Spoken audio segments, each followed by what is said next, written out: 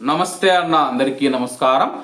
Iran పైన భారీ స్థాయిలో దాడులు చేస్తామని ట్రంప్ చెప్పిన కొద్ది గంటల్లోనే మనం చూసుకుంటే ఆ యొక్క హెచ్చరికలు వాస్తవ రూపం దాల్చాయి.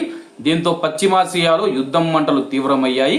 ఇరాన్లోని పలు లక్ష్యాల పైన దాడులు చేసినట్లు అమెరికా సెంట్రల్ కమాండ్ ప్రకటించింది. ఇవి ట్రంప్ ఆదేశాల మేరకు కేవలం ఆత్మరక్షణ కోసం చేశామని పేర్కొంది. ఇరాన్లోని దక్షిణ ప్రాంతంలో భారీగా పేలుళ్లు జరిగాయి. మినాబ్, బాందర్ అబ్బాస్, సిరిక్, టెహ్రాన్ ప్రాంతాలపైన అమెరికా దృష్టి సారించింది. మరోవైపు కాల్పుల విరమణ కోసం ఇరాన్ ప్రతినిధులు ప్రాధేయపడ్డారని ట్రంప్ వ్యాఖ్యానించారు. దీనిని ఇరాన్ కొట్టిపారేసింది. ఈ విడతలో దాడులు ముగిసినట్టు అమెరికా సెంట్రల్ కమాండ్ వెల్లడించింది.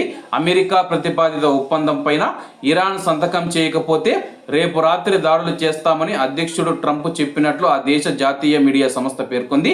దీనికి తగినట్లుగానే ఇరాన్లోని స్థావరాలను లక్ష్యం చేసుకుంది. మొత్తం 49 తోమాహాక్ క్షిపణులను ఈ దాడుల్లో వినియోగించినట్లు పేర్కొంది. ఇరాన్కు 64 కిలోమీటర్ల దూరంలోని కొన్ని లక్ష్యాలను ధ్వంసం చేసినట్లు తెలిపింది. దీంతో పాటు ఫైటర్ జెట్లు కూడా దాడుల్లో పాల్గొని పర్షియన్ గల్ఫ్ వద్ద ఇరాన్ రాడార్, ఎయిర్ డిఫెన్స్ వ్యవస్థలను దెబ్బతీసినట్లు వెల్లడించింది. ప్రస్తుతం అమెరికా దాడులకు ఇరాన్ ధీటుగా స్పందించింది. హార్ముజ్ జలసంధిని అన్ని రకాల నౌకలకు మూసివేసినట్టు ప్రకటించింది. 2 చమురు ట్యాంకర్ల పైన IRGC దళాలు దాడులు చేశాయి. వాటికి అమెరికా యుద్ధ నౌకలు సహాయపడుతూ ఉన్నట్లు ఆరోపించాయి.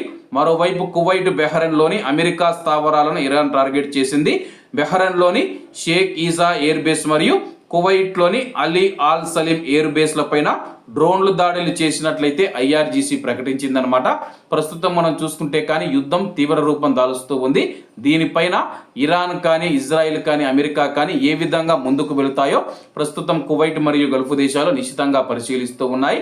కాబట్టి అందరూ బాగుండాలి, అందులో మనం ఉండాలి. అందరికీ నమస్తే అన్న, జై హింద్.